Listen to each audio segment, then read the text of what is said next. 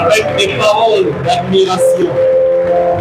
Pendant que tu acclames pour lui dire, tu mérites la gloire. Gloire à Jésus, gloire à l'agneau de Dieu, gloire à Dieu. Amen. Regarde ton voisin et dis-lui, sois le bienvenu, sois la bienvenue dans la présence de Dieu.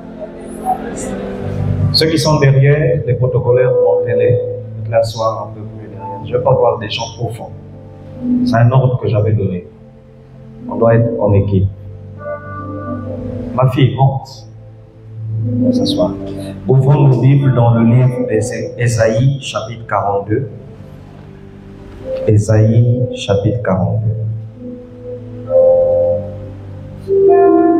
Ésaïe 42. Verset 22. Ésaïe 42, verset 22. Je lis au nom de Jésus, on dit Amen. C'est un peuple pire et dépouillé. On les a tous enchaînés dans des cavernes, plongés dans des cachots. Ils ont été mis au pillage et personne qui les délivre. Dépouillés et personne qui dise restitue. Je reprends. C'est un peuple pire et dépouillé. On les a tous enchaînés dans des cavernes, plongés dans des cachots. Ils ont été mis au pillage et personne qui les délivre. Dépouillés et personne qui dise restitue. Verset 24. Qui a livré Jacob au pillage et Israël au pillard? N'est-ce pas l'Éternel?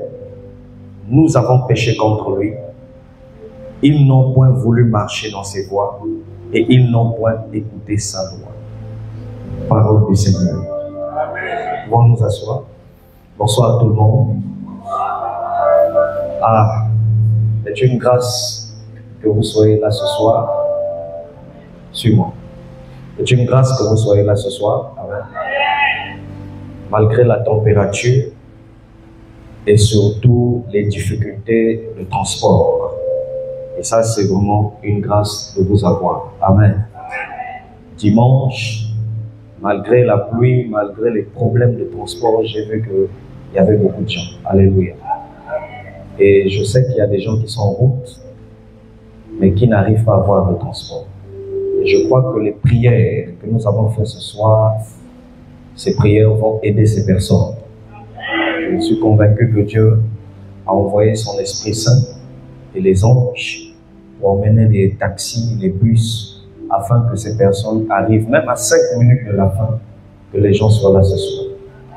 Alors la température est menaçante. Nous allons pas mettre assez de temps. Nous allons parler ce soir des prisons spirituelles. Que quelqu'un dise les prisons spirituelles. C'est un thème que beaucoup parmi nous, nous avons déjà écouté. Mais Waya déjà parmi dans l'église, amen. À la télé, à la radio, nous avons entendu plusieurs fois parler des prisons. Ce soir, je vais essayer de parler des prisons, pas à titre d'information. Comme ou bien information. Non, amen.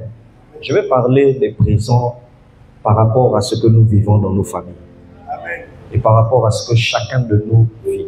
Et le souhait de mon cœur, ce que je vais dire, là où tu te retrouves, n'hésite pas de dire amen s'il le faut. Et si tu es touché par la parole, tu peux venir dans la présence de Dieu sur l'autel et te connecter à l'autel, soit par une offrande, soit en te mettant simplement à genoux et en demandant à Dieu d'intervenir dans ta vie. Amen. Amen. Que quelqu'un dise avec moi, les prisons existent. Dans le monde physique et dans le monde des esprits. Amen. Il existe des prisons physiquement. Vous avez les commissariats, vous avez les maisons d'arrêt, n'est-ce pas? Vous avez même dans les tribunaux, même dans le tribunal, il y a des prisons à l'intérieur.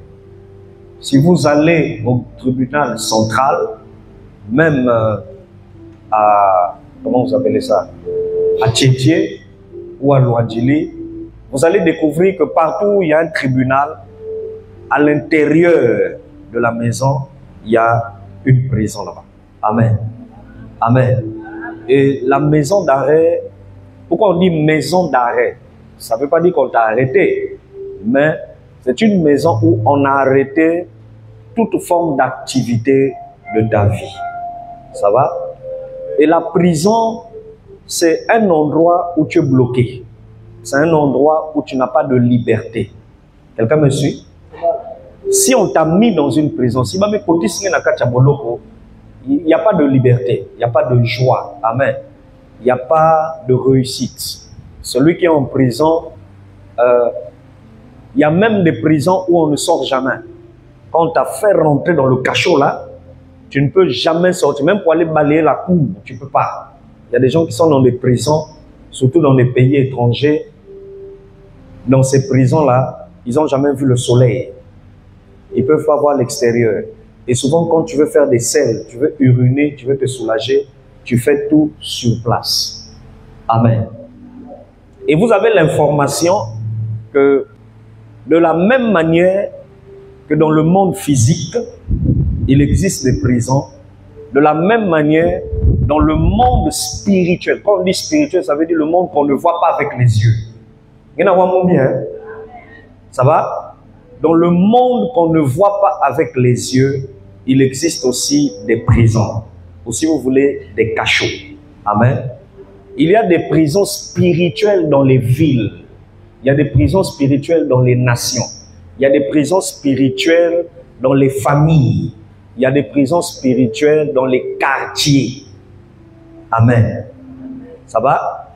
Et je crois de tout mon cœur que, à part Ngué, à part toi qui es là ce soir en train de m'écouter, mais même les gens qui me suivent par le moyen d'Internet, je suis convaincu que ce que je veux dire ce soir, en peu de temps, je suis convaincu qu'il y a au moins, même si ce n'est pas tout le monde, mais il y a une personne qui va se retrouver.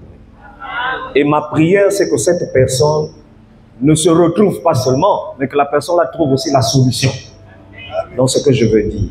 Si tu es d'accord avec moi, lève la main droite et dis Amen très fort. Lève la main et dis ce soir, au nom de Jésus-Christ, je sortirai de la prison où j'étais, sans savoir que j'étais. Grâce au Saint-Esprit, je sors. Dis-le avec foi, je sors. Au nom de Jésus-Christ. Libère un amen qui arrive jusqu'au ciel. Ça va? Nous venons de lire un verset de la Bible. Et ce qui est étonnant, c'est que c'est Dieu qui parle. Et regardez ce qu'il dit dans Ésaïe 42, le verset 22. Il dit, c'est un peuple. Donc il n'y a que des Kanda. C'est une famille. Il dit, un, qu'on a pillé. Deux, il dit, on a dépouillé. Piller veut dire qu'on vous a braqué, on vous a volé. Quelqu'un comprend ça? Dépouiller veut dire que vous avez déjà, vous en avez là-bas, vous avez des habits, vous avez la télé, vous avez la radio, vous avez des fauteuils, vous avez des voitures à la maison. On est venu, on a tout pris. Ça va? On vous a enlevé ce que vous avez de grand. On a enlevé ça. Et qui est en train de parler ici, c'est Dieu. Ça veut dire que quelqu'un me comprend? Il dit, c'est un peuple qu'on a pillé et c'est un peuple qu'on a dépouillé. Lis avec moi, Amen. On dit, on les a tous enchaînés dans des cavernes et on les a plongés dans des cachots. Est-ce que vous savez qu'il y a des familles, que ce soit le côté paternel, que ce soit le côté maternel, vous êtes tous dans un cachot. Et vous ne pouvez pas sortir. Ce n'est pas moi qui dis ça, c'est la Bible. La Bible dit bénios. Et puis, c'est même plus grave. Ici, là, il dit peuple. Quand on dit peuple, c'est plus que famille. Quand on dit peuple, ça veut dire Mboka.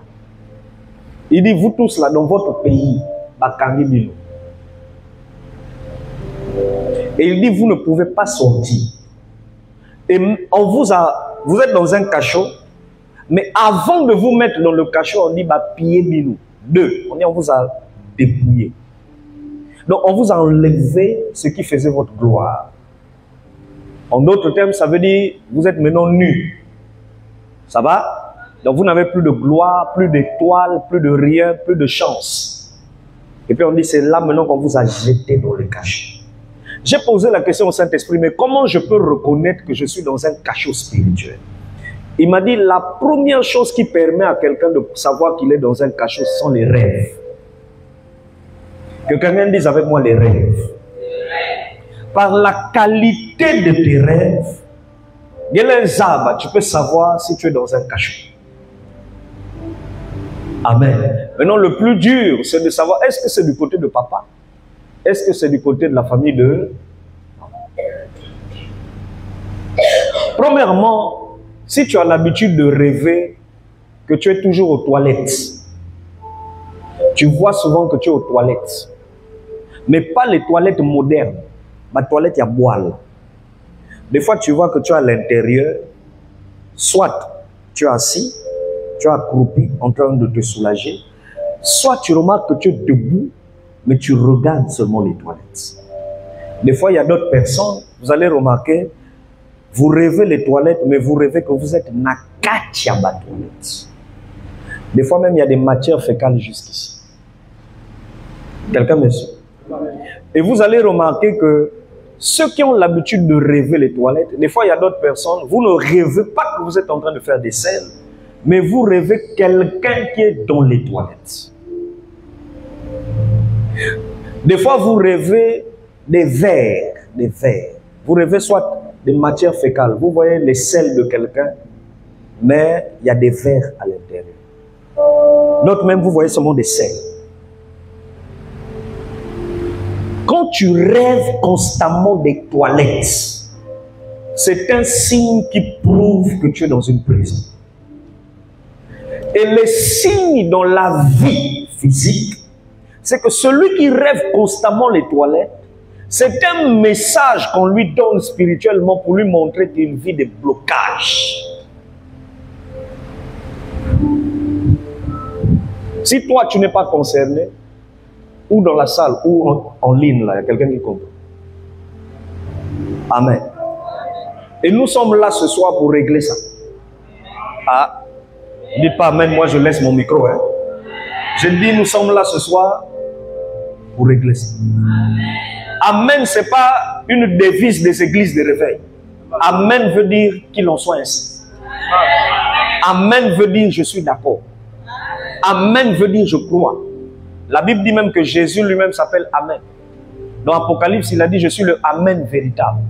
Donc quand quelqu'un te dit déclare Amen et tu n'arrives pas à dire Amen, c'est que tu as un problème. Parce que le monde spirituel, c'est un monde des paroles.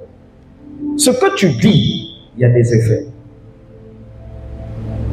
Et moi, je suis convaincu que tous ceux qui sont esclaves des toilettes, même si vous êtes à l'étranger, vous êtes en train de suivre, le fait que Dieu a voulu que je puisse donner l'enseignement, ça veut dire qu'il a décidé au ciel que l'élo est un élo. Tu dois recevoir ta délivrance au nom de... Lève la main et dis, je sors de cette présence ce soir. Donc, il faut le dire avec conviction. C'est-à-dire, toi-même, tu es sûr de ce que tu entends. Je sors de cette présence ce soir.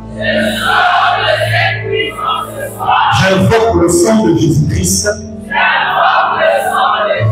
Et à partir de ce soir, quand je dormirai, je ne verrai plus jamais les toilettes. Ni cette année, ni l'année prochaine, ni l'année à venir. Je le confesse et je le déclare. Au nom de Jésus-Christ. Viens, amen très fort.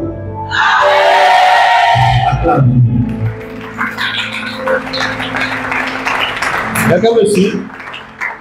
Amen.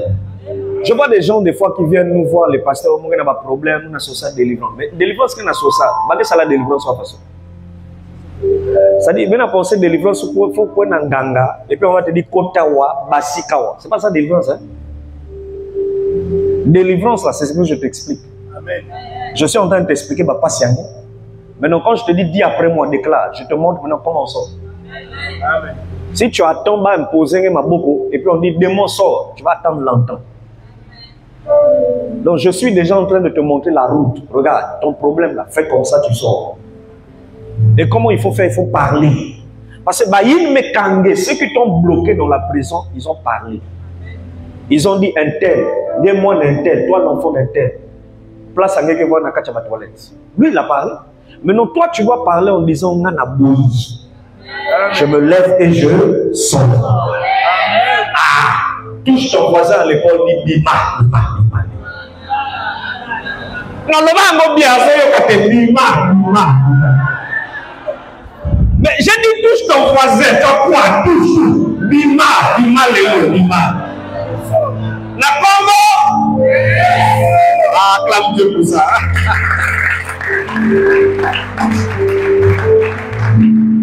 Les amis, les rêves sont des fenêtres. Un rêve, c'est une fenêtre. Tu vas dire comment? Il y a des choses que tu ne peux pas voir. Je vais t'expliquer comment. Frère Dalphin, viens, s'il te plaît. Tu vas m'excuser, hein? Allonge-toi sur la moquette. Là. Bon, voilà, tu es en train de dormir. Dors. Viens. Pardon. Suivez-moi. Est-ce que vous savez, lorsque vous dormez, votre corps dort. Tu me suis? Amen, papa. Hein? Mais ton esprit ne dort pas. Je vais même te choquer. Des fois, ton esprit se balade. Si ton esprit est dans la maison et n'est pas sorti, si ton esprit est seulement là, viens. Un revenant, quelqu'un qui est mort dans votre famille, papa, maman, coco, petit frère, moine, oncle, neveu, il peut rentrer dans la chambre.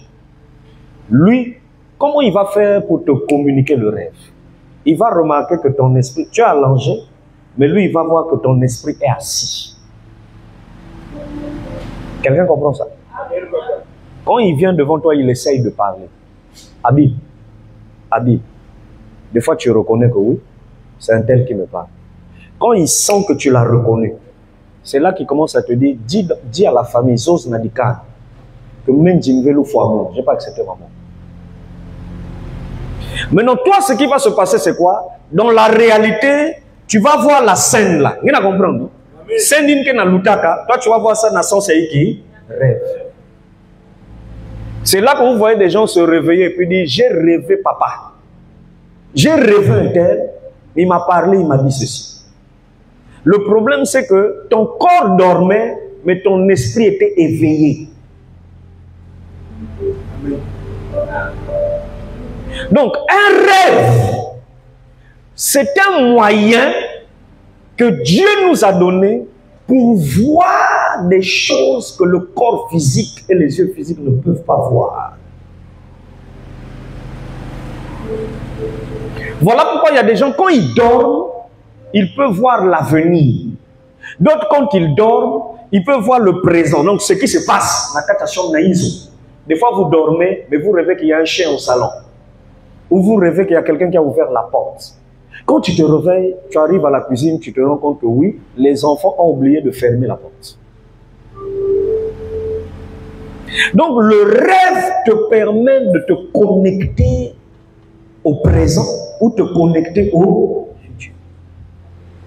Maintenant, il y a des anges ou des esprits. Des fois, quand il vient, ton corps est en train de dormir, mais lui, il voit que ton esprit est debout ou ton esprit en prière. Et quand l'ange vient, il te prend. Il t'emmène dans l'eau. Il t'emmène dans la forêt et il te montre le problème de la famille. Toi, quand tu te réveilleras, tu vas dire, ah, j'ai rêvé Mout Kota dans ta chambre. Et j'ai rêvé que quelqu'un était rentré dans la chambre, la personne m'a pris, et puis on est allé au village. J'ai vu le village de mon père et de ma mère, mais j'ai vu des choses bizarres. Ce que tu appelles rêve là, ce n'était pas rêve. C'était la réalité. Tu peux te lever, mon fils. Merci. Merci, hein, le service. Je te bénisse. Amen. Maintenant, ce soir, ma prière est que tes rêves, en dehors, à part le Saint-Esprit ou les anges, tu ne dois plus être esclave des esprits, des démons de la famille. Et moi, je crois de tout mon cœur que Yoko Imalero. Deuxième type de prison. Quand vous rêvez que vous êtes en train de marcher dans la boue, ce que je suis en train de te dire, ce ne sont pas des rêves que rêver qu'il y a tous les jours. Non. Je ne te parle pas de ce que tu rêves tous les jours. Le seul jour où tu avais rêvé ça là, c'est ce jour-là que tes problèmes avaient commencé. Ah. Oh, vous rêvez quand Malmo se marie de nuit. Même que rêver qu'il y a veilleur. Maintenant, qui t'a dit que c'est fini? Donc, comme tu ne rêves plus, tu penses que c'est fini. C'est toi qui penses que c'est fini. Le jour où tu as rêvé ça, c'est le jour où tu es rentré en contact avec un monde bizarre.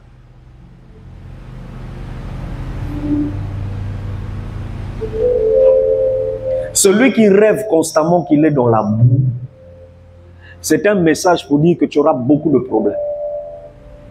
Et tu es dans une qualité de prison qu'on appelle prison Yabamam. Il y a trop de problèmes. Des problèmes avec les gens de la famille, problèmes d'incompréhension, problèmes dans le milieu professionnel, là où tu travailles, problèmes à l'école, problèmes. Moi, je me rappelle, quand j'étais encore au primaire et au collège, je rêvais souvent que je marchais dans la boue. Je suis en train de marcher, mais il y a la boue. Et j'avais remarqué, à l'école, j'avais toujours des incompréhensions. Même si j'ai dit quelque chose de bon, on ne va pas se comprendre. Parce que le rêve te permet de connaître l'état spirituel. C'est-à-dire, pourquoi on t'insulte? Pourquoi tu as toujours des dettes? Quand tu ne comprends pas, c'est dans les rêves que tu vas savoir. Tu vas savoir. Oh, qu'est-ce que ça va?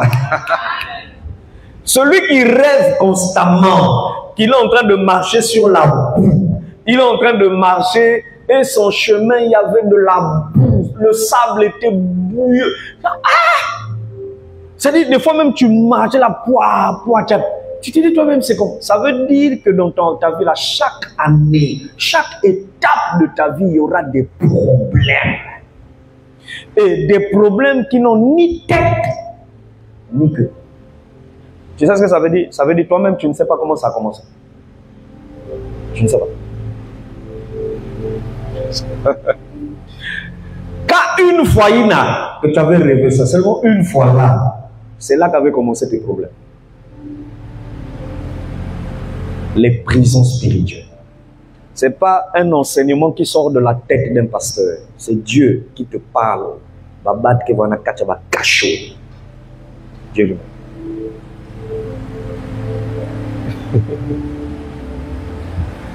On peut avancer? Est-ce qu'on peut avancer?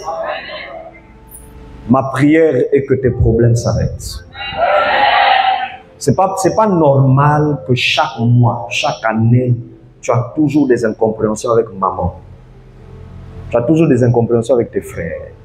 Tu as toujours des incompréhensions dans la relation sentimentale. Tu vas où? Où est-ce que tu pars? Tu as besoin que Dieu envoie devant toi un homme qui va utiliser comme un guide. C'est-à-dire quelqu'un qui va te tenir dans la main, un homme de Dieu, et qui va te montrer la route, comment on fait pour sortir. Amen. Et je viens te montrer comment on fait pour sortir. Voilà pourquoi à la fin du message, change la qualité du son, s'il te plaît. À la fin du message, lorsque je vous dirai prions pour ça qu'on fait. Ah, parce qu'il veut vivre à moi, ça va? C'est ta vie. Ta vie. Non, change le son. Mets la trompette et baisse le son. Vous avez un deuxième type de prison. Troisième, pardon, merci. Toujours dans les rêves, il y en a qui rêvent qui sont dans un trou. Qui a déjà rêvé ça? Même avant. Lève la main. Ce n'est pas un tribunal. Lève la main droite. Ça va. Des fois, vous rêvez que vous êtes dans un trou. Et puis, tu remarques que tu es en train de grimper. Tu essayes de monter ou sortir. Quand tu arrives juste au bout, tu glisses et tu tombes.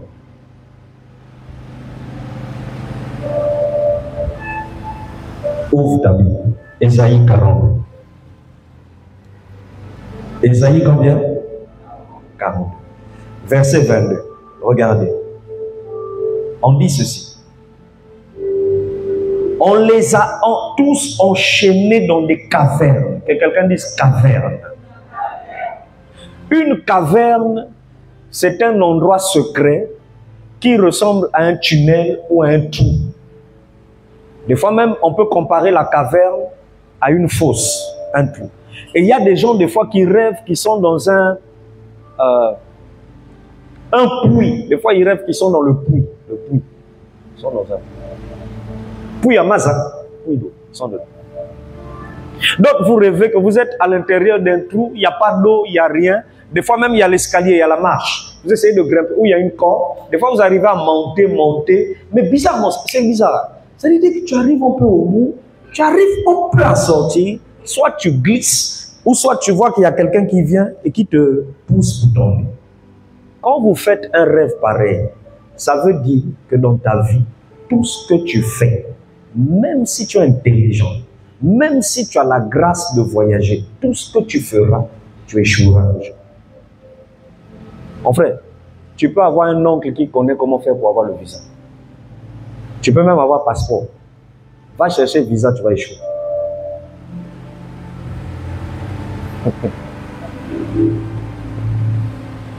Tu peux être intelligent. Premier de la classe au premier trimestre, deuxième trimestre, troisième trimestre. Va faire bac, tu vas échouer. Tu peux avoir le BTS, tu peux avoir le bac, tu peux avoir le master, la licence. Cherche travail, on va voir. Tu vas remarquer tu vas multiplier des entretiens, mais on ne te prend pas. Des fois, on te prend, mais après, sans problème, on te renvoie. Ou on te résilie, on te coupe le contrat. Toi-même, tu vas commencer à te poser des questions. Qu'est-ce qui m'arrive, mon frère? Le problème, c'est que tu avais rêvé un jour, que tu étais dans un trou, tu commençais à sortir, mais on t'a poussé pour tomber.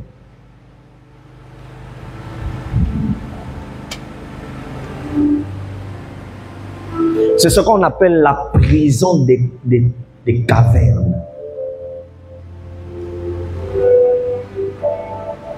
Et la Bible dit, on les a tous plongés. Et regardez hein, comment Dieu parle. Hein. Il dit, bah, plonger bino. Il dit, on va zui bino. Et puis on a fait quoi? On vous a plongé. Donc ça veut dire, on vous a pris en groupe. Net bamba. Net biboulou. Donc on dit des animaux, on vous a tous plongé. Donc toute la famille, les oncles, les neveux, les cousins, on vous a mis là. Et maintenant, les conséquences, c'est que tu vas remarquer que tous dans la famille, vous vivez les mêmes problèmes. Les mêmes problèmes. C'est-à-dire, vous êtes intelligent, mais vous ne travaillez pas. Vous travaillez, mais vous ne mettez pas du temps dans une entreprise. Il y a un problème.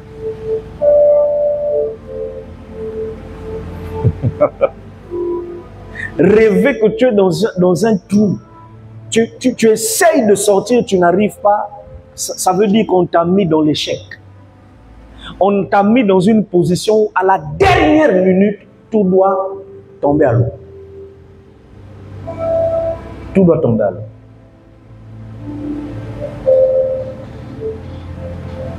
Ah Seigneur, permets que tous ceux qui m'écoutent ce soir sortent de leur prison.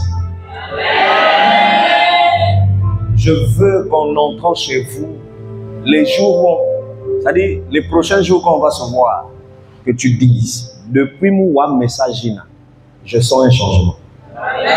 C'est ça mon souhait. Que mon Dieu nous délivre. Et que le Saint-Esprit nous tienne par la main pour nous faire sortir. Un prisonnier n'est pas libre. Un prisonnier pleure. Et il y a une qualité de prison qu'on appelle la prison des soucis.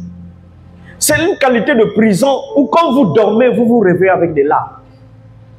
Vous vous réveillez, vous pleurez, mais vous ne savez pas qu'est-ce qui t'a fait pleurer. Il y en a d'autres, quand ils se réveillent, il est triste. C'est-à-dire une tristesse qu'on ne peut expliquer. C'est-à-dire si on te pose même la question, mais tu t'es réveillé, mais, ou bien, mais tu as battu. Toi-même, tu ne peux pas expliquer ton problème, c'est quoi? Le problème, ça ne vient pas du sommeil. Le problème, c'est que le rêve t'a seulement permis de voir là où tu es. C'est un message pour te dire, tout ce que tu feras dans la vie, tu seras toujours déçu.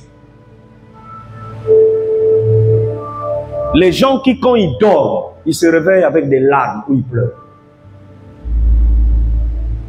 Le message, la signification de ça, ça veut dire que vous là, trop de choses vont vous décevoir. Tu seras déçu de la vie. Mais quand je te dis déçu là, je pèse mes mots, déçu.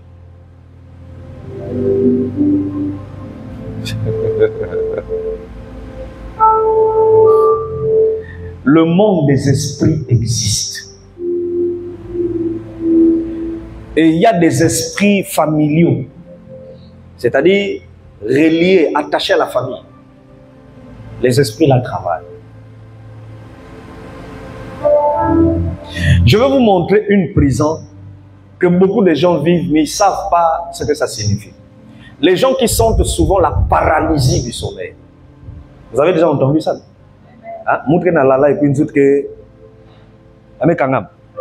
Des fois, tu essayes de dire Jésus, ça n'arrive pas à sortir. Tu entends ta voix à l'intérieur, mais ta bouche n'arrive pas à prononcer. Tu veux appeler même celui qui est à côté, tu n'arrives pas. Est-ce que vous savez que la paralysie du sommeil, souvent, c'est un cercueil? Donc, à l'instant où vous vous sentez paralysé là, vous êtes dans un cercueil. Dis-moi, si tu es dans un cercueil, tu essayes de parler. Nous qui sommes dehors là, qui va écouter? Personne.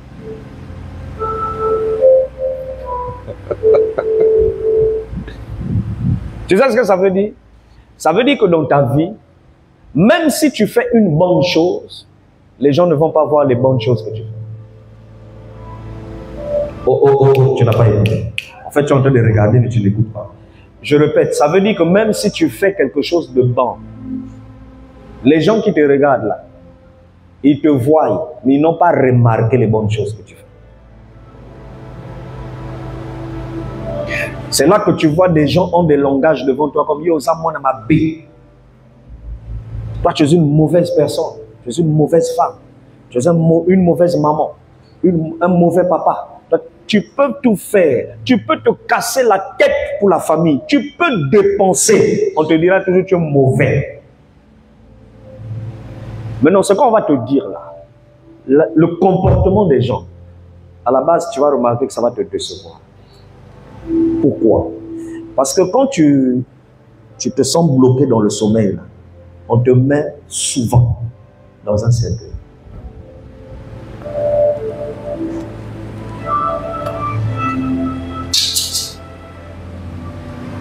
Que ce cercueil se casse. Que ce cercueil se brise.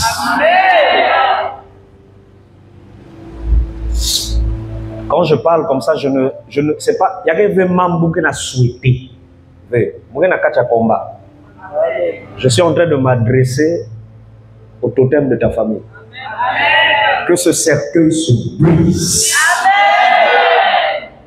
Que celui qui avait construit ce cercueil, qu'il soit étonné lui-même de constater que le cercueil est cassé. Je te le dis ce soir, plus jamais tu vas vivre la paralysie du sommeil. Tu n'as pas compris.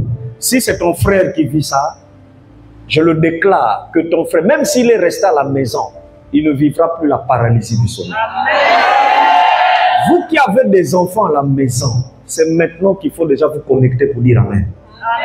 Parce que toi, tu peux ne pas vivre ça, mais l'enfant peut vivre ça. Je demande que le sang de Jésus sécurise tes enfants. Ouvre la bouche et dis, je refuse la paralysie. Dans le sommeil. Qui vient du cercle kabbalistique. Du côté de mon père. Du côté de son village. Du côté de ma mère. Venant de son village. Que ce cercle se casse. Je prends le marteau de Dieu. Je fais comme un geste, comme si tu es en train de casser. Tu dis, je casse. Et je fracasse. Je détruis le cercle de la paralysie dans le sommeil. Je brûle les morceaux de ce cercle par le feu du Saint-Esprit. J'active le feu du ciel. Que le feu descende. Et que le feu consume. Que le feu brûle. Tout cercueil qui se trouve dans la chambre. Dans la cour de la parcelle. Dans le salon de ma maison. Dans la ruelle de mon quartier. J'envoie le feu. Alors où je parle, que le feu localise le cercueil où on avait écrit mon nom, on avait mis mon corps, mon étoile, ma santé, mes diplômes. Ce soir, le feu.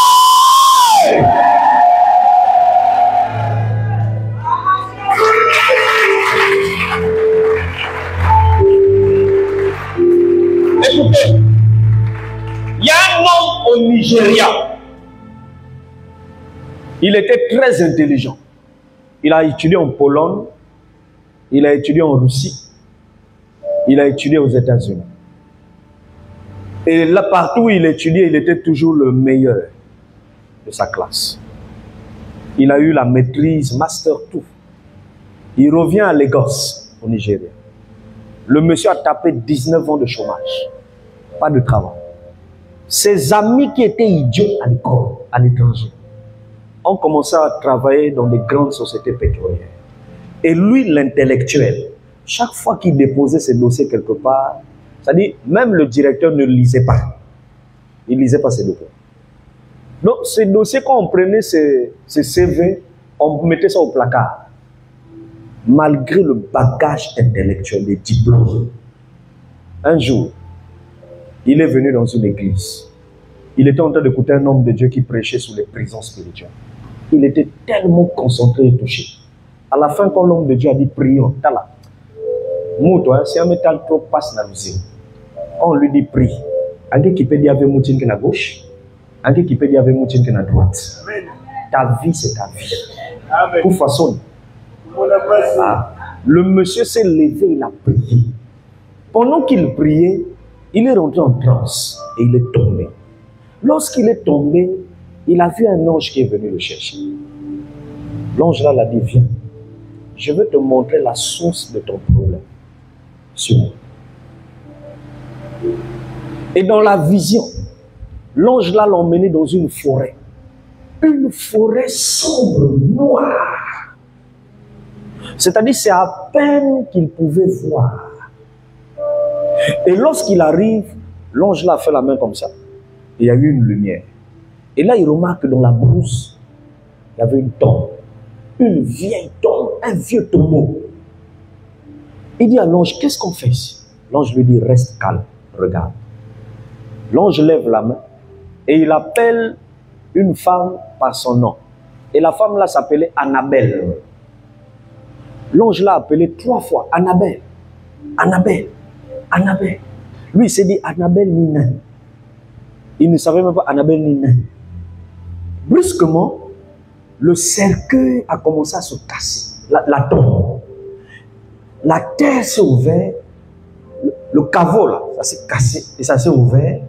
Et il a vu une vieille femme avec une robe. Hein, les robes qu'on porte aux gens qui sont décédés. Là, vieille. Et des, comment tu appelles ça? Des cotons. Il voit une vieille femme qui sort de la tombe. Quand la femme sort, l'homme l'a étonné parce qu'il s'est dit, je ne connais pas cette femme. Qui est-elle? L'ange lui dit, reste tranquille. Et l'ange parle à cette femme. Il dit à cette femme, remets l'avenir de ce garçon que tu avais pris lorsqu'il était encore un enfant.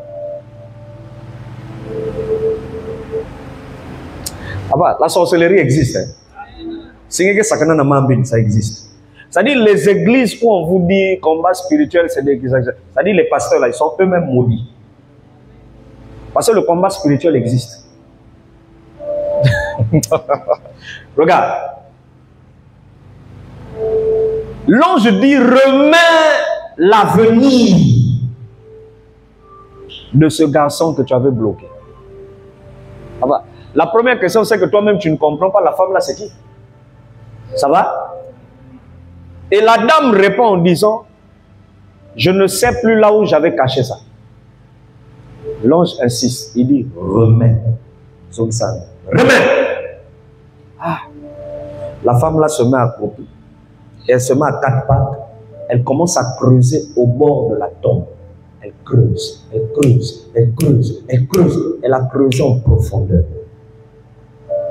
Quand elle est sortie avec un lot de documents. Elle est venue, elle voulait remettre à l'ange. L'ange a dit, c'est pas à moi qu'il faut remettre. Remets ça à ce garçon. Lorsqu'il a remis,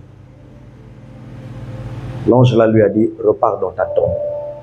Elle est repartie, elle est rentrée. L'ange a pris le monsieur, il lui a dit, maintenant on repart là où tu étais en train de prier. Dès que l'ange lui a tenu par la main, le monsieur est sorti de la transe, il est sorti de la vision. Il s'est dit, ça c'est quoi ça? Il est arrivé à la maison. Non, avant qu'il sorte, il pose la question à l'ange. Qui est cette femme que tu m'as montrée? Qui est cette femme qui est sortie et qui m'a remis les documents? L'ange lui dit, la femme, c'est ta grand-mère maternelle. Il dit, je n'ai jamais connu ma grand-mère. On m'avait dit qu'elle est morte quelques semaines après ma naissance. L'ange lui dit, oui. Quand tu es né à l'hôpital, lorsqu'elle t'avait soulevé, elle avait pris ta chance, ton bonheur, ta gloire, ton succès, en mettant seulement sa main sur ton front. Donc, il y a Simba bébé, pipou. Bébé yo, doudou. On y met kato.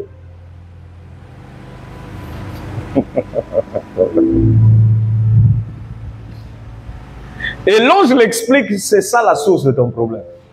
Elle avait caché ça, là où tu as vu la tombe là. C'est là où elle faisait ses rituels. Et c'est là qu'on l'a enterré. Parce que c'était une grande sorcière. Alors elle avait caché ça là-bas. Quand le monsieur repart chez lui à la maison, après la vision, le lendemain matin, pendant qu'il marchait, il partait acheter le pain, il croise un vieil ami. Un ami qui le négligeait toujours. L'ami là le croise, et puis il lui dit, oh, mon frère, qu'est-ce que tu fais là? Il dit, comment? Toi, à chaque fois on se croise dans la ville, tu fais comme si tu ne m'as pas vu, tu m'ignores. Aujourd'hui, tu me demandes qu'est-ce que je fais là? Il dit, mais qu'est-ce que tu deviens? Qu'est-ce que tu fais dans la vie? Il dit, bon, moi, je suis là, je suis toujours au chômage. L'ami a dit, tu es au chômage?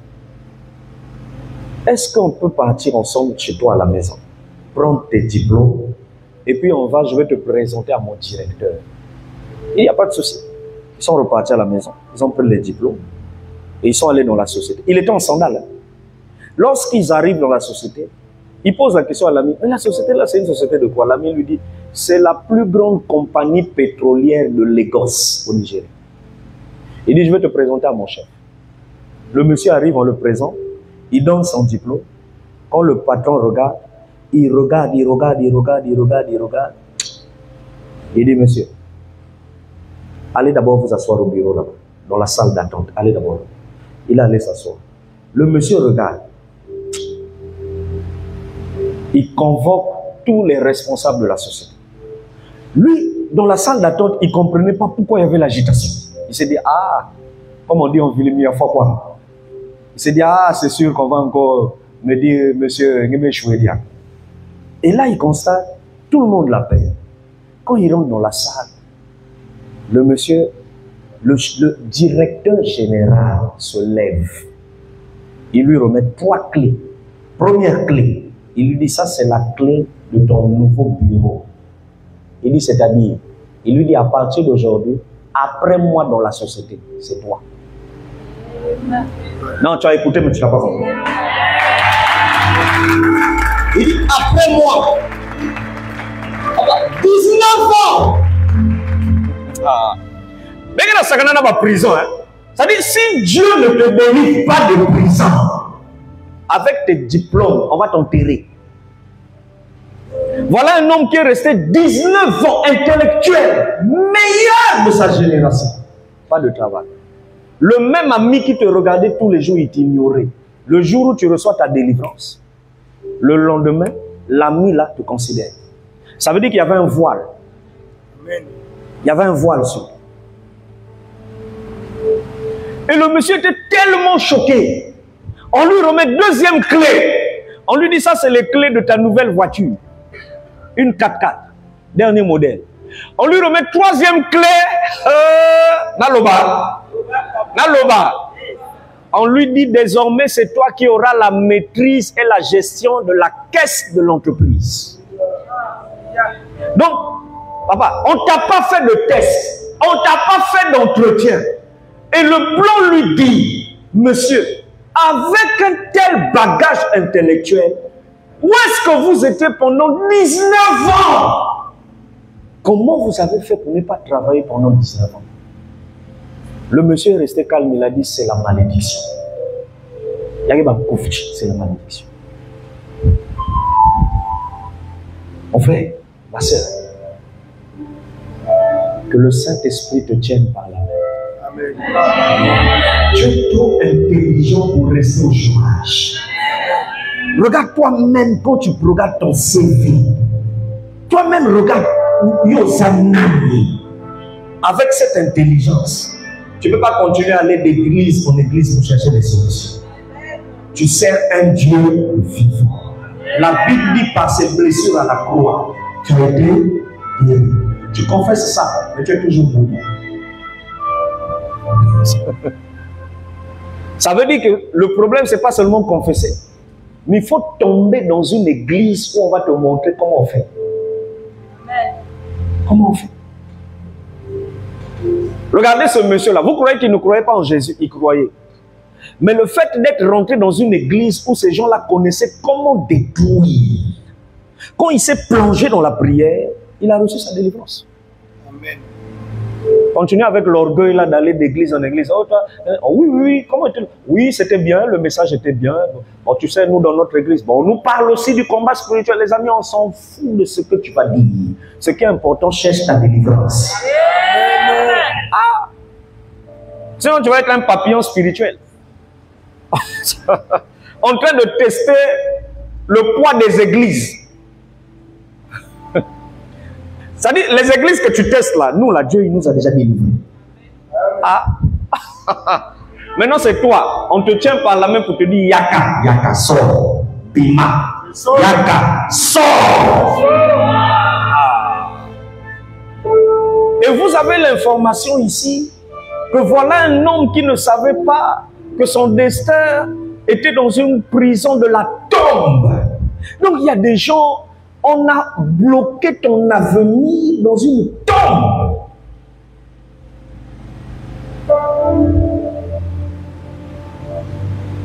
Comment on t'a piégé? Par une salutation. Comment on t'a piégé? Par l'argent. Quelqu'un un jour t'a remis 500, il a récupéré quelque chose chez toi. Comment on t'a piégé? Par des vêtements. Quelqu'un t'a donné justement une sondage, t'a donné un habit, même un soutien, et puis il a récupéré quelque chose. Des fois, toi-même, tu as donné un sous-vêtement à une cousine, mais tu ne savais pas que la cousine là est sorcière. Il a récupéré.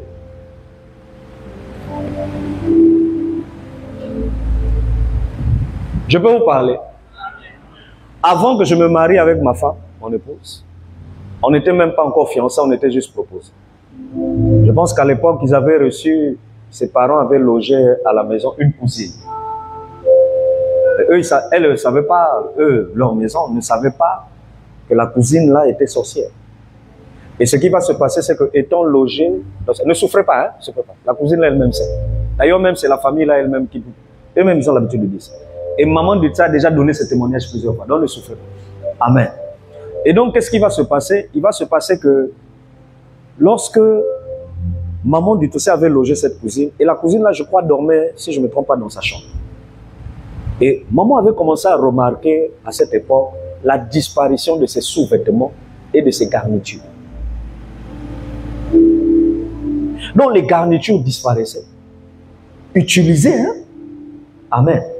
Et elle avait remarqué que les sous-vêtements disparaissaient. Et elle a commencé à se poser des questions. Mais depuis qu'on a reçu un tel, moi je n'ai jamais perdu les sous-vêtements. Mais les sous-vêtements là qui sont perdus, ça va où? Les amis, ils ont cherché. Un jour, je pense comme ça, l'Esprit de Dieu a commencé à attirer leur attention, que parler un peu à la cousine. Ils ont fait asseoir la cousine, bah menacer. Il faut l'obalelo. Gâté. Vous savez, quelqu'un d'image jamais que n'y a. Si je me lève là, je dis qui va accepter? Tu vas entendre, moi, je vais l'église, ça veut dire que ma maison, c'est que moi, je vais accuser moi. Amen. Et donc, ils ont commencé à forcer. Et à force de forcer, la fille a fini par accepter. Elle a fini par reconnaître et dire, c'est moi. Et puis on lui pose la question, mais où est-ce que tu as caché les sous-vêtements? Vous savez, là où elle a montré la cachette, elle a dit, ben, mon escalier. Donnez-moi une échelle. En eu dans l'escalier. Elle a placé l'escalier jusqu'au sommet de la toiture. Elle a commencé à grimper. Les gens la regardaient en disant, mais yo, tu vois où elle grimper. Elle arrive sous la toiture de la maison. Et c'est là où elle leur dit, c'est ici que j'ai caché ça. Les amis, c'est pas on a dit, mère a gagné là. Quand ils arrivent, ils regardent en haut la toiture de la maison. C'est là où elle a vu les sous-vêtements. Elle dit, ah, mais comment tu peux voler des sous-vêtements et tu viens cacher ça sur la toiture de la maison? Bon, sur la toiture, là, quand il y a le soleil, quels sont les types d'oiseaux qui viennent? Les corbeaux. Quand c'est la nuit, quels sont les oiseaux qui viennent? Les hiboux ou les chauves-souris. Donc quand tu mets sous-vêtements en haut, tu es en train de... C'est un hôtel que tu es en train de bâtir. Donc tu es en train de consacrer l'intimité. Ça veut dire que tu es en train de consacrer la vie de la personne au célibat. Que la personne ne doit pas se marier. Deuxièmement, la personne doit avoir des difficultés pour mettre au monde. Mais voilà, on a maillé là.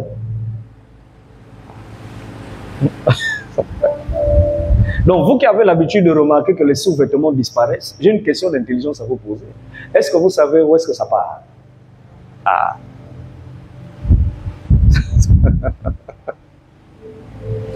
Dis avec moi, les prisons spirituelles existent. Et regardez la réalité. La réalité, c'est qu'on s'est marié. Cette histoire s'est passée, je crois, 2 ou 3 ans avant le mariage. Mais quand on s'est marié, on a eu des problèmes pour avoir des enfants. On a fait 2 ans de stérilité. 2 ans. Voilà. Pasteur, au Bali Moissi, 2 ans de stérilité. On n'arrivait pas. Lorsqu'elle tombait enceinte, à 2 mois, 3 mois, la grossesse sort. 2 mois, 3 mois, la grossesse sort. Le problème, c'est que vous allez chercher des sorciers à gauche, à droite, mais vous allez oublier que dans le passé, il y a quelqu'un qui avait fait ça. Tala, ce qu'on a fait contre tes amis, tes vêtements, tes sous-vêtements, même tes photos qui disparaissent, que ce soit de façon consciente ou inconsciente, même si toi-même tu ne savais pas, je déclare ce soir que mes anges aillent récupérer ce que tu as fait. Que cela disparaisse du monde des sorciers. Que ça réapparaisse dans ta maison.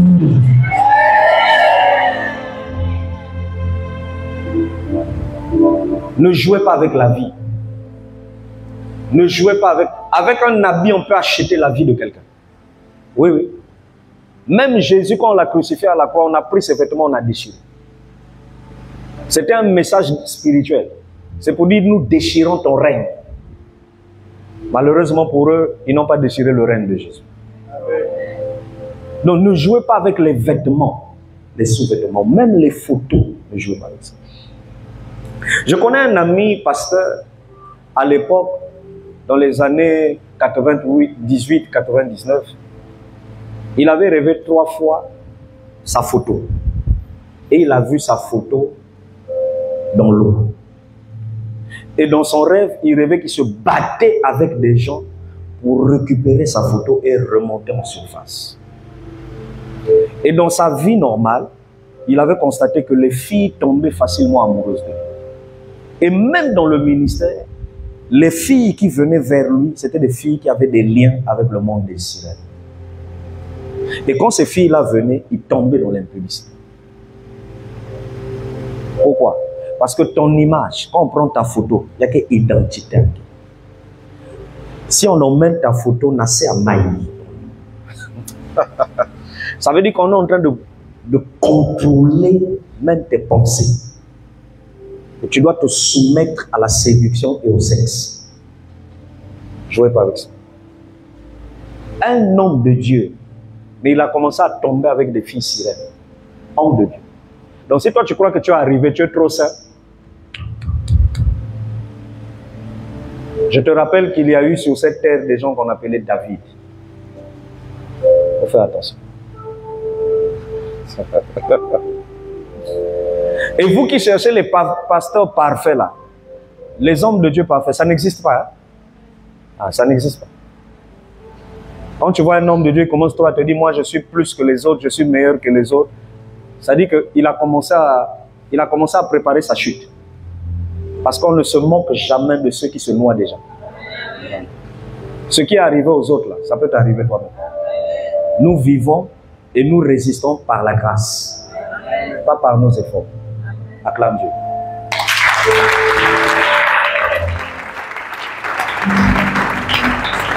Ça va?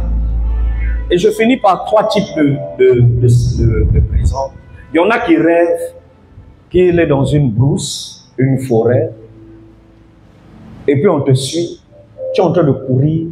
1, tu ne sais pas qui te suit. D'ailleurs, tu ne retiens pas souvent leur visage. 2, tu ne connais pas où se trouve la voie de sortie. Des fois même, tu vois la voie, tu vois la sortie, mais quand tu veux arriver, tu te réveilles brusquement. Quand vous rêvez que vous êtes dans une forêt, vous êtes en train de courir, ou vous êtes en train de marcher, mais vous ne savez pas trop comment faire pour sortir, ça veut dire que dans votre vie, vous êtes dans une position dans la vie où vous allez croiser des situations tellement compliquées que dans ces situations-là, vous ne trouverez jamais de solution. Jamais. Ça peut même vous emmener à un renvoi. On peut vous renvoyer dans la société. On peut vous renvoyer d'un foyer. Oui, oui. Tu es dans une relation sentimentale et puis le monsieur te dit, sors, prends tes affaires, sors de chez toi. On peut vous renvoyer d'une école. Et vous-même, vous allez vous poser la question, mais qu'est-ce que j'ai fait? Le problème vient du rêve. C'est-à-dire, le rêve que tu avais fait là, t'a connecté à des situations difficiles sans solution. Sans solution.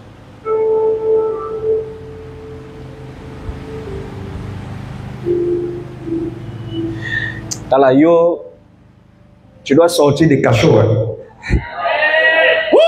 Fongolinois, dis Amen. Tu dois sortir des cachots. Amen. Ta vie ne doit plus être dans un cachot. Amen. Moi, je refuse que tu sois dans un cachot. Amen. Dans le nom de Jésus de Nazareth. Je refuse. Amen. Oui, oui, parce que j'ai compris quelque chose dans la Bible. La Bible dit, ce que je lierai sur la terre sera lié dans les cieux. Ce que je veux délier, délier veut dire ouvrir. De lier veut dire détacher. Or, comment on délie? Par la parole. On dit cela sera délié dans les cieux. Donc, il me suffit de parler avec foi. Le ciel va valider ce que je dis. Voilà pourquoi je dis, tu dois sortir de cette prison. Tu dois sortir. Ce n'est pas normal que tu sois dans une prison. Oh mon Dieu. Oh my God. Ce n'est pas normal. Oh papa, je rêvais ça avant. Je ne te parle pas de rêver avant. Je suis en train de t'expliquer que ce que tu as rêvé avant, c'est une explication de ta position actuelle. C'est ce que je t'explique. Maintenant, si ça revient souvent, c'est qu'il y a un problème. Tu es ici avec nous, mais ton esprit est dans une forêt.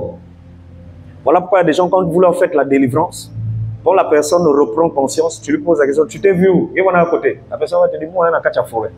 Tu faisais quoi là-bas? Tu es ici, on prie pour toi. Toi, tu étais dans la forêt. Tu faisais quoi là-bas? Parce que la forêt, là, c'est la prison là où on t'enferme. Et il n'y a pas de solution. Tu es esclave.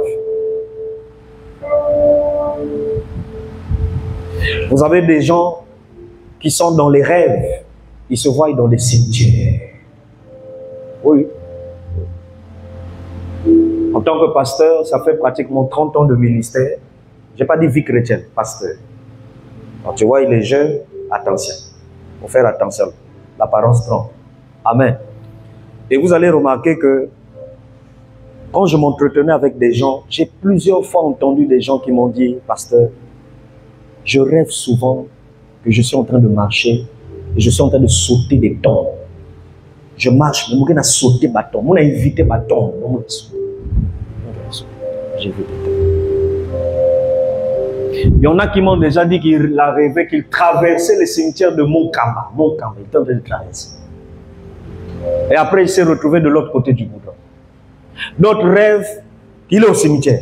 Mais il ne sait pas qu'est-ce qu'il fait au cimetière. Mais il voit la tombe. Il voit les tombes. Mais il ne sait pas qu'est-ce qu'il fait. Il ne sait pas qu'est-ce qu'il fait. Des fois, d'autres rêvent qu'il est au cimetière, mais il voit des chiens. Il voit des chiens bizarres. Les chiens que tu vois là, c'est des sorciers. C'est des sorciers.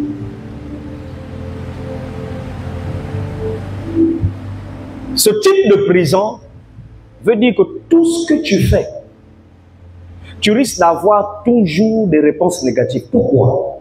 Parce que c'est toi qui ne sais pas que tu marches avec l'odeur de la mort. Oui. Il y a des gens qui ne savent pas qu'ils se baladent avec l'odeur de la mort.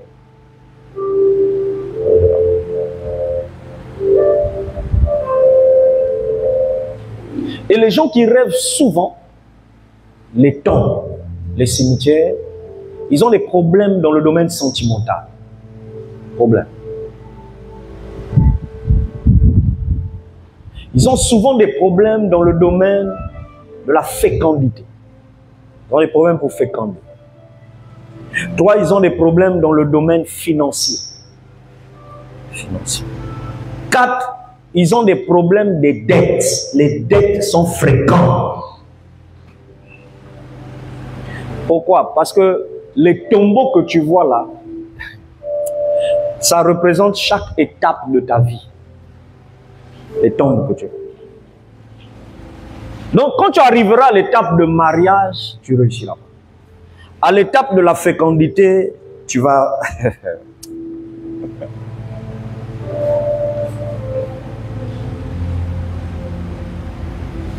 Les prisons spirituelles. Est-ce que quelqu'un comprend ce qu'on se dit? Est-ce que quelqu'un comprend sur les prisons? Ça va? Il y a encore des prisons pires, mais je vais m'arrêter, on ne va pas tout dire. Vous avez les prisons des eaux. Des gens qui rêvent qu'il est au milieu de l'eau. Soit il est en train de se noyer, soit il est en train de nager, soit il est au milieu de l'eau, il ne comprend pas. Il est dans un bateau et une pirogue. Mais il se voit au milieu d'une grande eau. Des fois, il aperçoit le bout. Il aperçoit le bout à distance. Il ne comprend pas lui-même. Ça va. Ne souffrez pas si vous voyez des insectes. Même si c'est des attaques, c'est nul et sans effet. Soyez concentrés. Amen. Donc, il y a des gens comme ça. Et quand tu rêves que tu es au milieu d'une eau, tu ne sais pas comment sortir, tu ne sais pas comment revenir en surface. Mon frère, ça veut dire que toi, quand il y aura problème là, tu ne sauras pas comment faire. Hein? tu ne sauras pas. Et ce que tu as vu dans le rêve, c'est là où se trouve ton esprit. Oh papa, comment tu veux dire mon esprit en moi? Ah d'accord. Il y a une c'est bon. Mais moi je te dis que c'est là que ton esprit se trouve. C'est-à-dire, le rêve te montre. Et puis c'est pas toujours le diable hein, qui vous parle. Hein. Des fois c'est Dieu qui vous donne ce rêve pour savoir là où tu es. Là où tu es.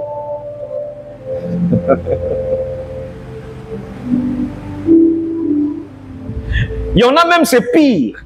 Des fois, ils rêvent, gare en vous là, une grande pluie, des pluies torrentielles.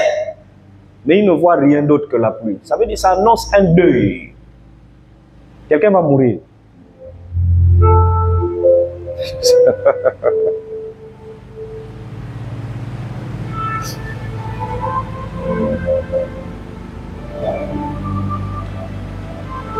Un jour, j'ai fait la connaissance de quelqu'un qui m'a dit, papa, j'ai l'habitude de rêver que je suis toujours à l'école et je me vois toujours dans ma salle de classe.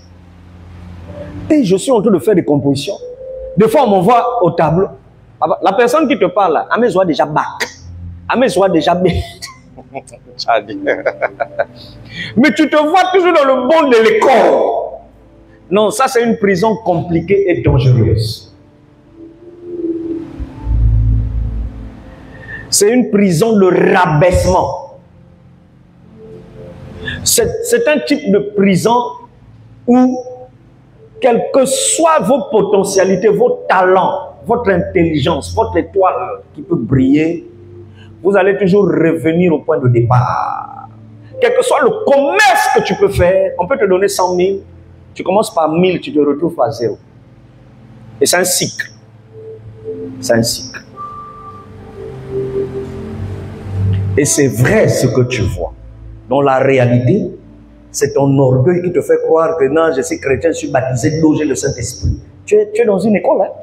Et tu es dans une salle de classe. Tu es dans une salle de classe.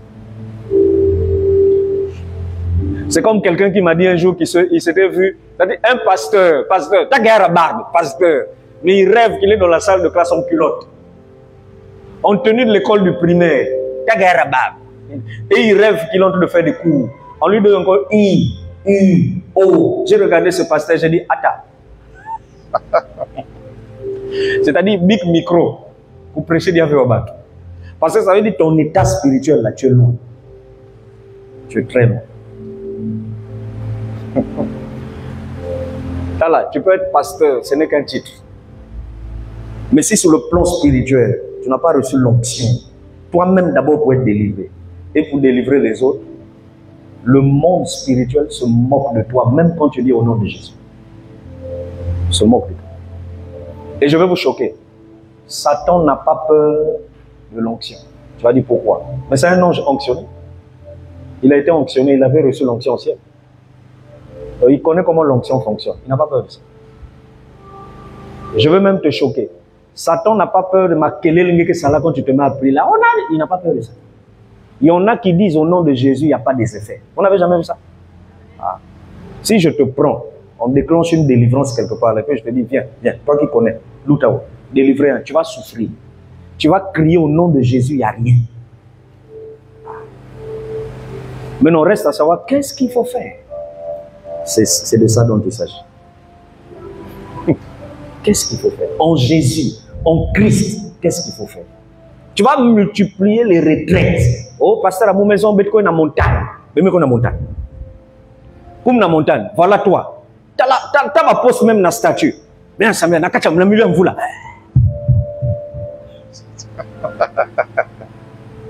Amen. Yo, comme ma prière. Tom, meurs, Tom, meurs, Tom, meurs.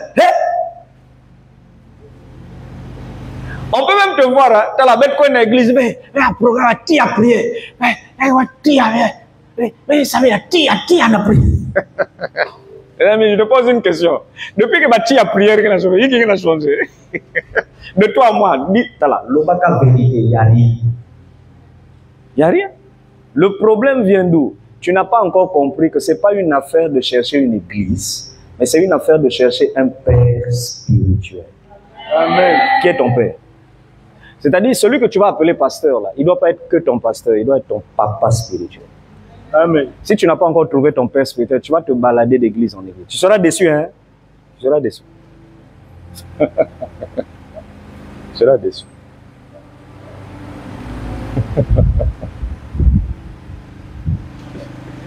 Vous connaîtrez la vérité.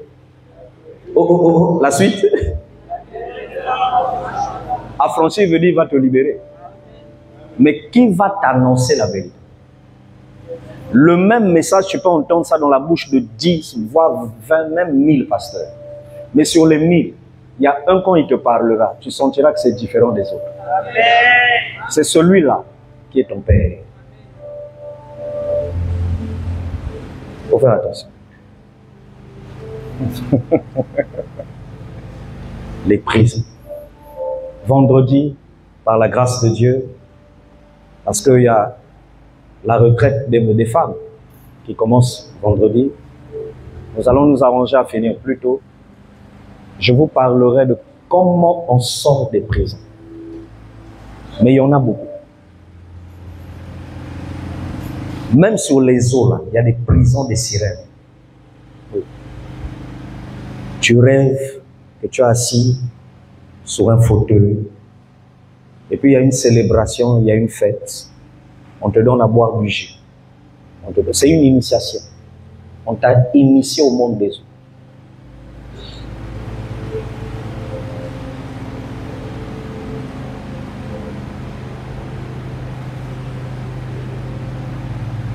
Il y en a, des fois tu rêves que tout est noir. Tu n'arrives pas à voir. Tout est noir autour de toi, c'est noir. Tu es dans le ventre d'un serpent. Comment tu vas voir? Tu ne peux rien voir. Souvent même, tu es dans le ventre d'un hippopotame, d'une baleine. Quand Jonas était dans le ventre du serpent, il voyait quoi? Il n'y a pas de lumière. Il voyait rien.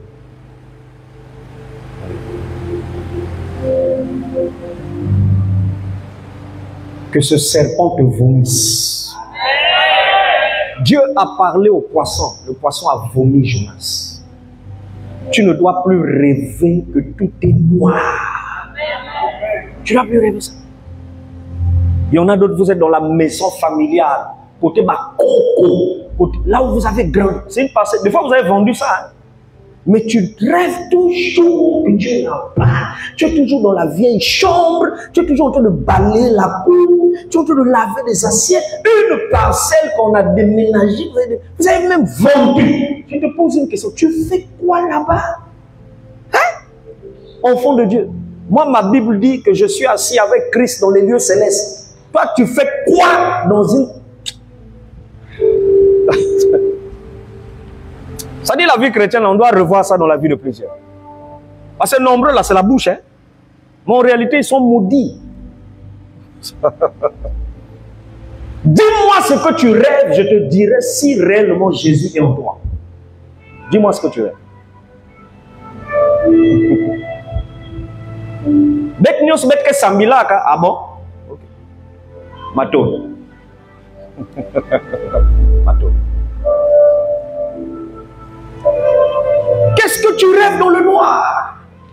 Pourquoi tu rêves que tu es à l'hôpital? Pourquoi tu rêves qu'on t'opère? Pourquoi tu rêves qu'on est en train de te mettre une perfusion? Mon frère, c'est une prison. C'est une prison. C'est pas un jeu, hein? Ah? Si tu blagues avec ces choses-là, moi je connais en tant que pasteur, je connais des gens qui sont morts. Et nous sommes allés à l'enterrement. La personne est morte parce qu'elle avait rêvé qu'on lui avait mis la perfusion. Vous vous réveillez le matin, le ventre commence à enfler, enfler, enfler. Vous partez à la réa. Comment on appelle ça? Ah, si c'est la réanimation, réanimation là. Rien. Vous venez avec vous au nom de Jésus, je chasse, je prie. Amédaï, il vous me veut. Il y a une jeune fille à Timama ici là. Elle était sortie avec un monsieur qu'elle ne connaissait pas. Ils ont eu un rapport sexuel comme ça, comme ça. Elle ne connaissait pas le monsieur. Elle est tombée enceinte. La grossesse là a duré 4 ans. Non, plus de 4 ans, la fille qui était derrière l'école de Timama. Elle avait un gros ventre comme ça. Et quand tu voyais le ventre, tu sentais qu'il y avait une cuvette à Katiakevo. Nous, on la voyait ça. À l'époque où l'église catholique là, était derrière l'école de Tinoma, elle habitait quelque part. Elle est restée avec une grossesse plus de 7 ans. Nous, on la voyait presque chaque année, plus de 7 ans. Et quand tu lui poses la question, elle te dit, papa, même pas. C'est-à-dire, si tu me demandes là où il vit, nous avons. Mais on a un grand monsieur, un monsieur bien. Qui vous dit, je suis à plus de 7 ans, la grossesse. Et partout, on l'a emmené chez des féticheurs, des voyants, des nganga. Partout, on a dit, le jour où vous allez emmener votre enfant à l'hôpital pour essayer d'opérer ou de traiter médicalement, elle mourra. Les amis, la famille n'a pas pu supporter. Après plusieurs années, ils l'ont emmenée à l'hôpital. Elle est morte à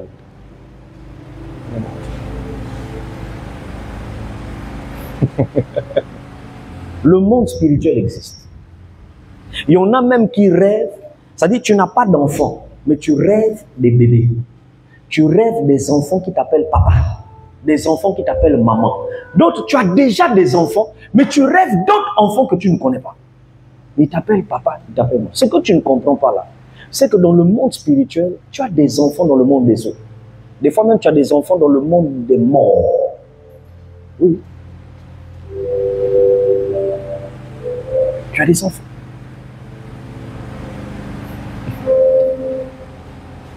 Si tu as déjà eu ce rêve, au son de ma voix, que ces enfants-là meurent là où ils sont. Ils meurent. Parce que toi, tu dois vivre dans notre monde ici.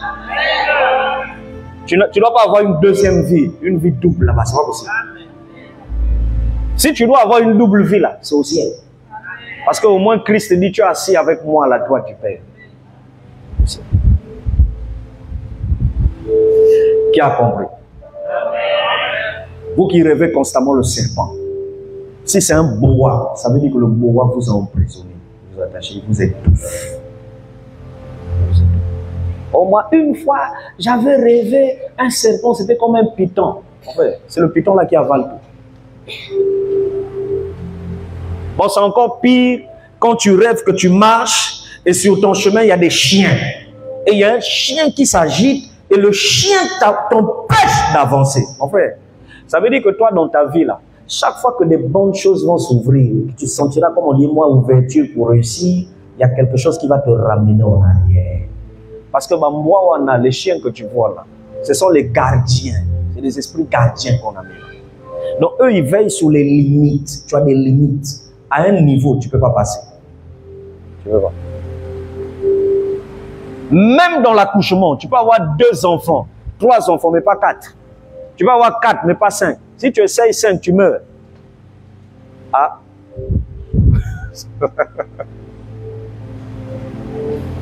Qui a été béni. Si Jésus est ton roi, si Jésus est ton Seigneur, ce soir, avec colère, lève-toi avec son nom. Commence à battre tes mains pour juger tes ennemis et ordonne que les prisons qu'on a citées, là où tu te retrouves, que tu sortes complètement de ces prisons. Je te laisse 3 minutes de prière. Tu peux faire des marches de prière. Par le nom de Jésus. Et Pima, sors de cette prison.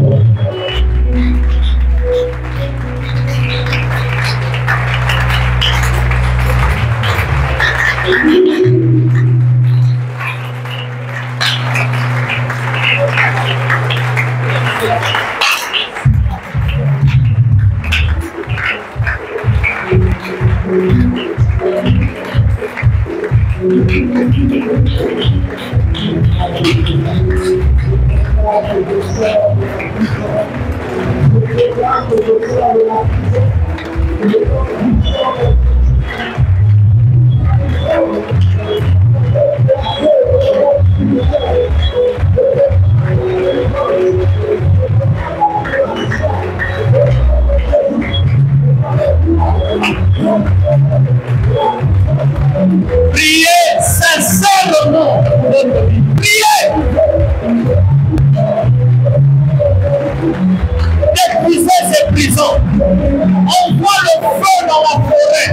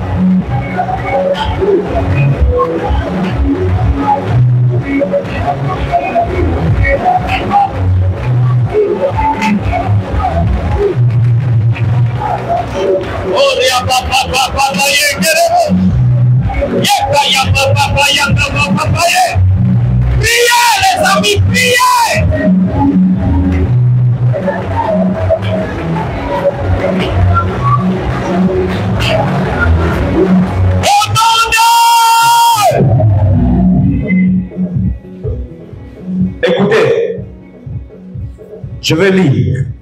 Dans Josué 6:1, il est écrit: Jéricho était fermé et barricadé devant les enfants d'Israël. Personne ne sortait et personne n'entrait. Les amis, il y en a qui sont dans des prisons, ils ne peuvent pas sortir. Et quelque chose de bon ne peut pas rentrer aussi. Et vous allez remarquer que c'est depuis que vous êtes dans la maison, hein, de la famille. Hein. C'est-à-dire, tant que tu es dans cette parcelle, donc c'est même pas la famille, hein, c'est là où tu vis, tu loues. À l'endroit où tu loues là, des bonnes choses ne peuvent pas rentrer. La Bible dit Jéricho était barricadé, personne ne rentrait, personne ne sortait.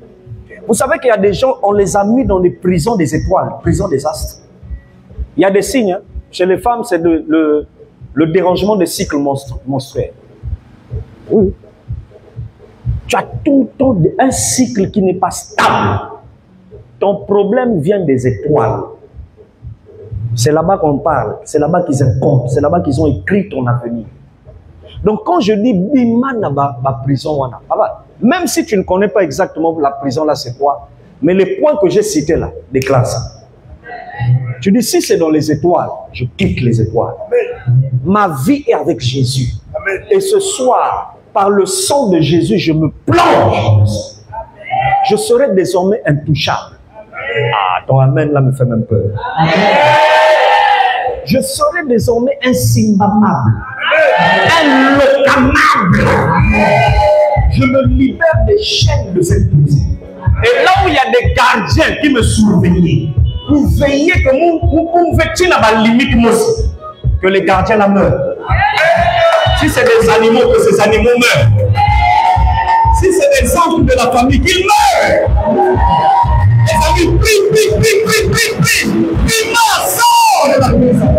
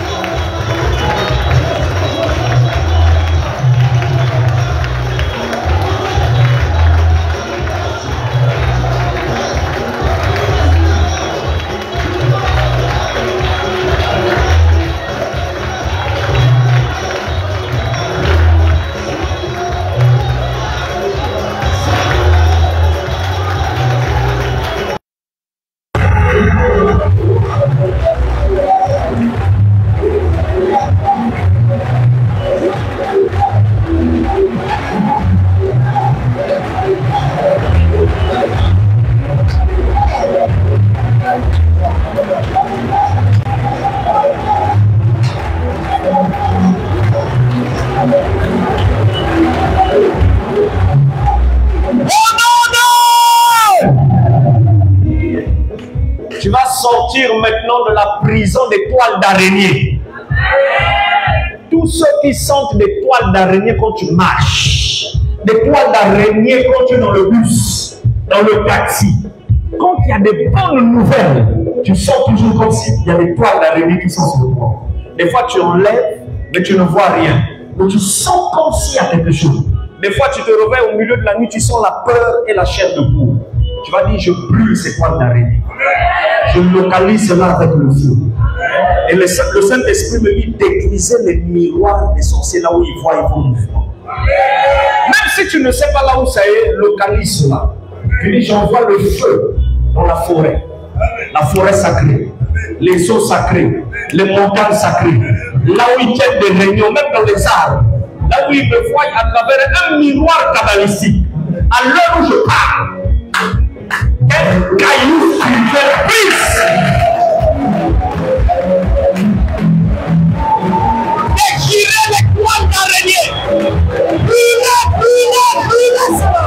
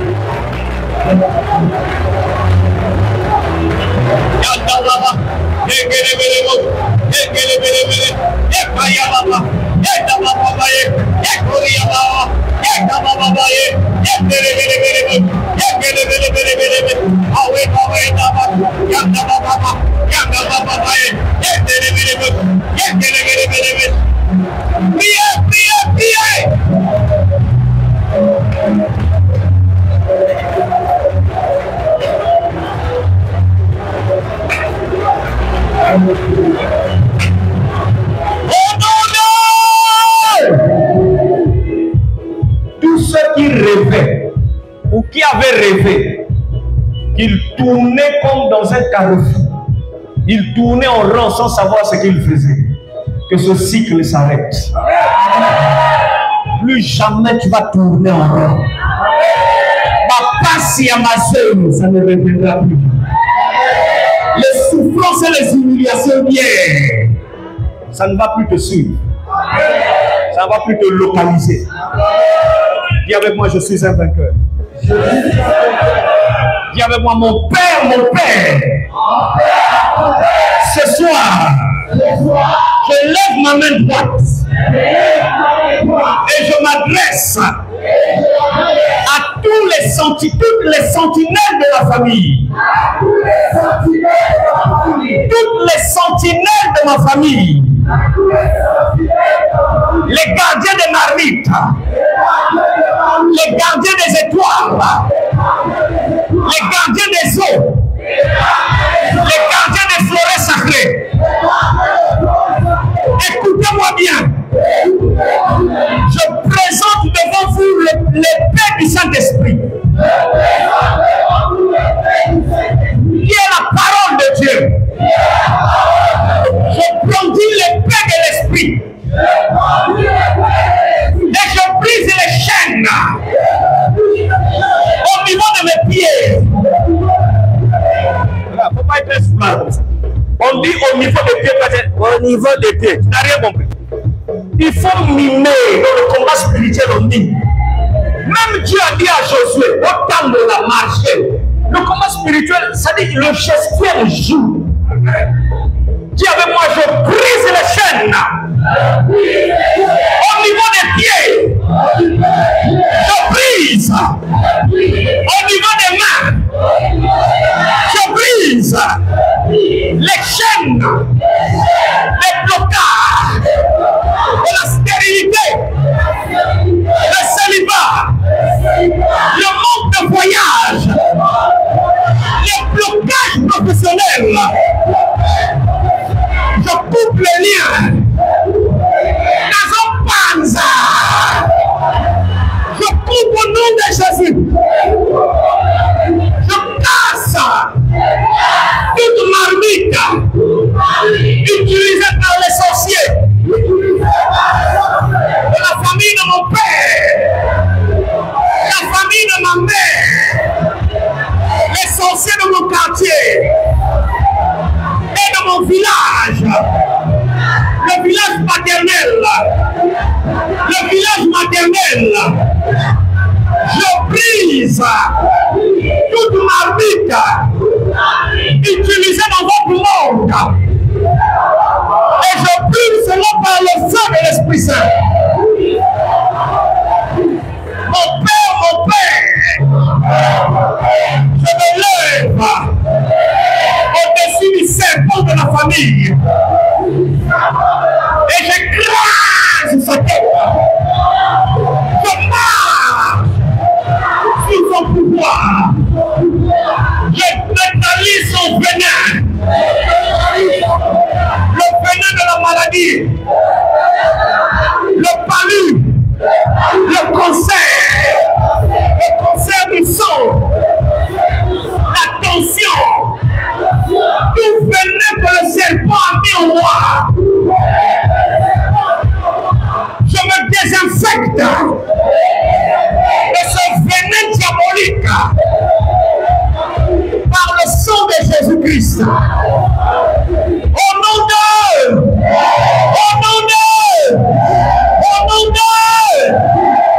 Tout problème où mon nom a été sali dans la famille. Ce soir, j'applique le sang de Jésus-Christ et j'efface le problème qui me suivait dans la famille. Que les insultes s'arrêtent, que les moqueries s'arrêtent. Je suis un vainqueur. Je ne mourrai pas. Je vivrai et je raconterai la grandeur de mon Dieu. Mon Père, au nom de Jésus de Nazareth, je m'adresse aux sirènes de la famille. Écoutez-moi bien. Tout contrat de mariage, par mari de nuit, par femme de nuit, je déchire l'acte de mariage entre mon ancêtre et vous depuis des années. À compter de ce soir, je ne suis plus esclave du contrat qui a été signé avec l'ancêtre de la famille. Et je sors de la prison des eaux. Je parle aux esprits des lacs, les esprits des rivières, les esprits des océans. Je m'adresse ce soir aux esprits du fleuve. Écoutez-moi bien. Moi,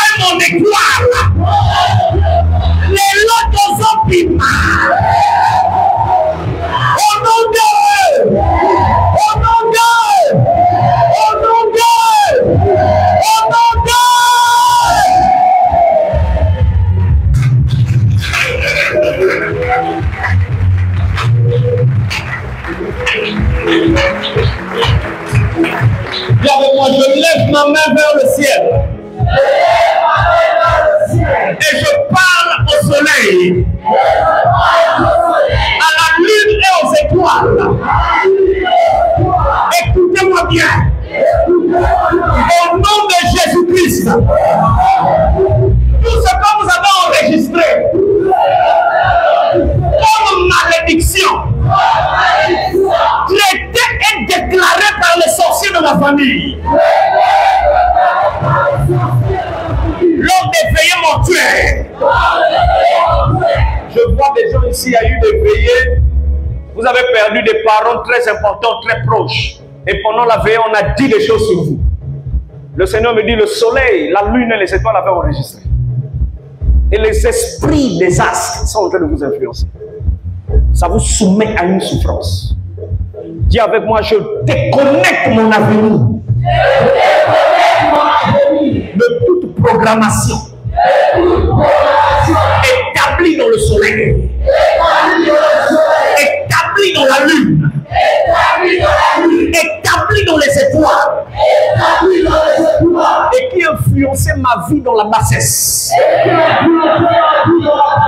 Je déprogramme ce qui a été établi par tous les sorciers de la famille.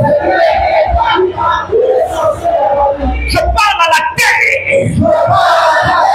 Tu vas taper la terre 3 fois avec ta main. Une fois tu dis terre, 2 fois terre, 3 fois terre. Maintenant lève-toi et puis un texte la terre. Tu dis écoute la parole de l'Éternel. Ce que tu avais enregistré lors du décès de mon père. Je cite le nom de la personne qui a été décédée. C'est la grand-mère, le père, l'oncle, tout. Là-bas, il y a eu des réunions bizarres. Lors du décès de mon père, je déclare, à compter de ce jour, que ce qui était rentré comme enregistrement soit désinstallé, soit désactivé. Terre, ouvre ta bouche et bois le sang de Jésus-Christ. J'efface, je neutralise toutes les souffrances que tu avais enregistrées. Moi, habite quoi ici, comment je ne souffrirai plus. Je ne serai plus esclave des dettes. Je ne serai plus incapable de réussir. Je ne tomberai plus bêtement malade. Moi, habite Poitiers, je me libère de la prison de la terre grâce au sacrifice de Jésus à la croix. Je suis un homme libre, une fois tu n'es pas libre. Je suis un enfant de Dieu, je suis un enfant libre, je suis un homme libre. Je marche dans la gloire.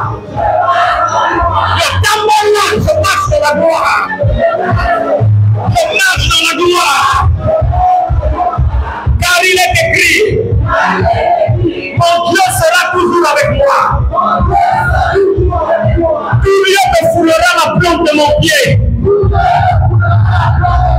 Il me donne ces lieux en possession. Je marche avec fierté. Car celui qui est en moi est plus grand que celui qui est dans le monde. Je prononce son nom avec joie. Son nom c'est Jésus.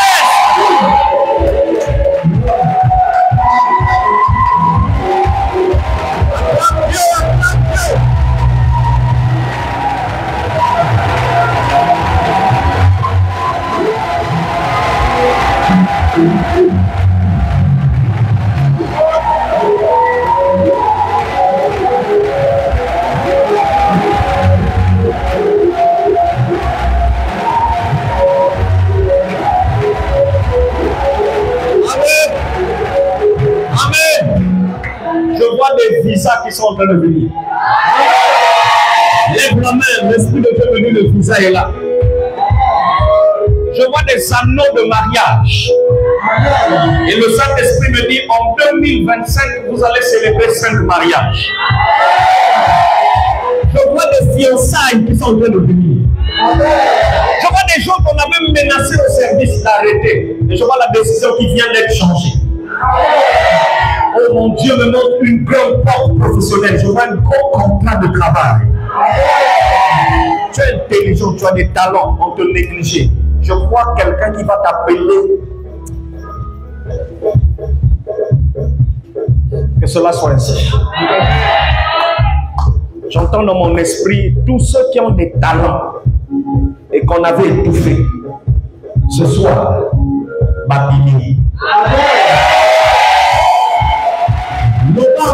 Mon étoile brille. Et mon étoile brillera bien fort. Au nom de Jésus de Nazareth.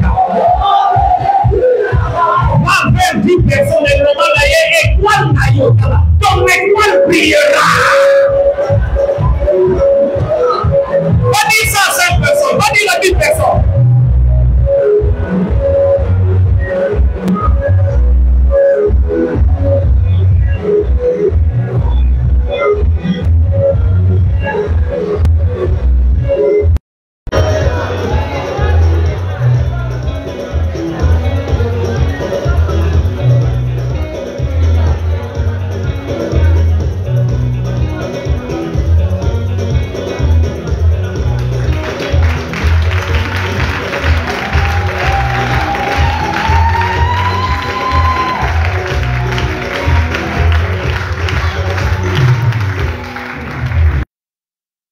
Nous te bénissons, nous te rendons grâce.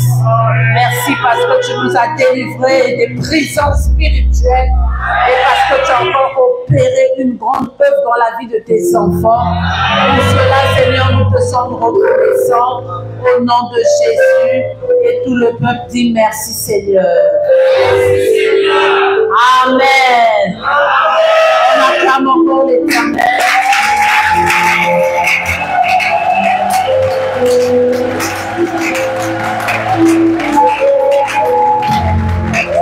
Amen, amen. Nous allons prendre nos offrandes, nous allons prendre nos dîmes.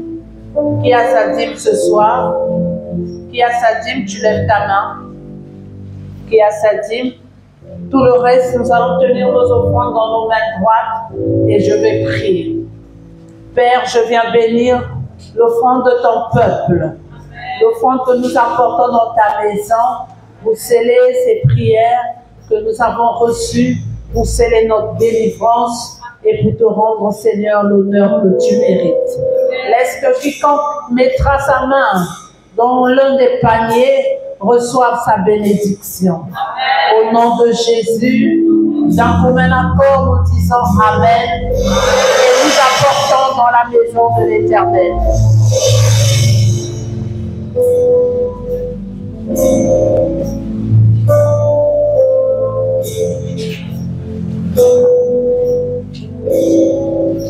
Pendant que nous apportons, je rappelle donc à toutes les femmes, femmes de sommet, femmes de prière, les amoureux, les amoureuses de la prière. C'est le temps de prier. Vendredi, nous sommes ici à partir de 8 heures et nous sommes en jeûne et prière. À partir de 8 heures vendredi, nous sommes en jeûne et prière. Nous allons clôturer les jeûnes chaque soir. Vendredi, nous clôturerons à la fin du culte. Samedi, nous allons clôturer le soir. Et dimanche, nous allons terminer à la fin de notre culte. À toutes les femmes, c'est une invitation solennelle. Nous voulons clôturer l'année dans la prière. Tu es convenu à participer à ce programme. Amen. Nous levons nos mains dans la présence de Dieu. Seigneur, merci pour ce merveilleux culte.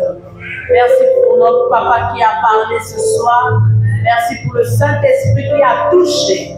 Merci pour la puissance de Dieu qui a délivré. Merci pour les anges qui ont bougé pour notre délivrance. Nous te disons merci pour tout. Nous te rendons grâce pour les ouvriers qui ont servi depuis le début de ce culte. pour ceux qui ont prêté les conditions pour que cette salle soit disponible afin que nous puissions te rendre ce culte. Souviens-toi de les bénir. Celui qui a pris de son temps pour prier pour ce culte, pour intercéder. Père qui ne perd pas sa récompense. Je veux me souvenir de celui qui a présidé ce culte, car il a pris, Seigneur, de son énergie pour te servir. Il s'est rendu disponible. Qu'il soit béni. Merci pour ceux qui servent à l'instrument, pour ceux qui sont en train de servir au protocole, qui ont servi peut-être certainement à la musique. Père, souviens-toi de bénir tous ceux qui ont servi pour que ce culte se passe bien. Et laisse que la vie de ton peuple qui a quitté leur maison malgré la température pour venir en ces lieux, qu'ils soient bénis au centuple. Bénis soient ceux qui nous suivent partout et qui ont été encore nourris, qui ont encore été puissamment bénis par ce culte. Seigneur, depuis leur pays, depuis leur ville, Éternel, j'élève ma voix pour te dire, bénis soient ces personnes. Allez dans la paix du Seigneur, que l'Éternel prenne soin de nous, que l'Éternel prenne soin de nos maisons, que l'Éternel prenne soin de nos familles, que l'Éternel prenne soin de nos quartiers, de nos villes, et que la paix du Seigneur soit notre partage au nom de Jésus. Nous disons Amen.